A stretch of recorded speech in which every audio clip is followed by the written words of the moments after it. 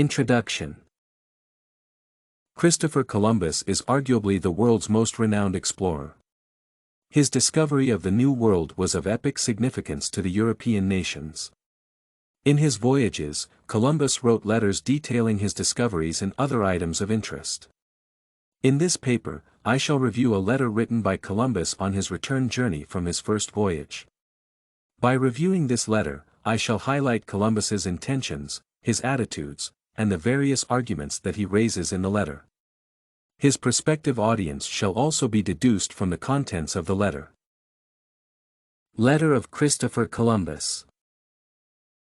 The main purpose of this letter by Columbus is to shed light on discoveries in the New World. It is possible that by outlining the successes of his voyage, Columbus aims to encourage future expeditions to the New World as well as encourage the ruling class in Spain to finance future voyages. The voyage is deemed to be a great success, and Columbus records that he has found many islands with a significant population. More importantly, Columbus aims to demonstrate that he has taken possession of these new lands for his king. This is highlighted by the subsequent renaming of various islands. Columbus also intends to reassure all that the lands are fertile and rich with gold. Columbus argues that the inhabitants of the islands that he comes across are inherently timid people. To support his claims, he illustrates how fathers flee without waiting for their sons when Columbus's scouts appear in the village. This is despite Columbus and his team showing nothing but hospitality to the natives. In addition to this, Columbus observes that his crew members and other sailors take advantage of the natives' naivety and kindheartedness. In his opinion, this taking advantage is wrong, and he goes on to forbid his men from dealing unfairly with the natives. While the people of the islands are intelligent and have knowledge of weapons, Columbus proposes that they would be no match for his men whom he has left at a fort. While the king of the land is an agreeable character and indeed treats him as a brother, Columbus argues that even if the king changes his attitude and decides to attack the fort, the arms and artillery held by his men will ensure their safety. Furthermore, Columbus restates that the people are the timidest in the world and his few men could easily destroy the whole land if they so wished. Analysis of Columbus's letter on the first voyage. This letter is addressed to the monarchs in Spain.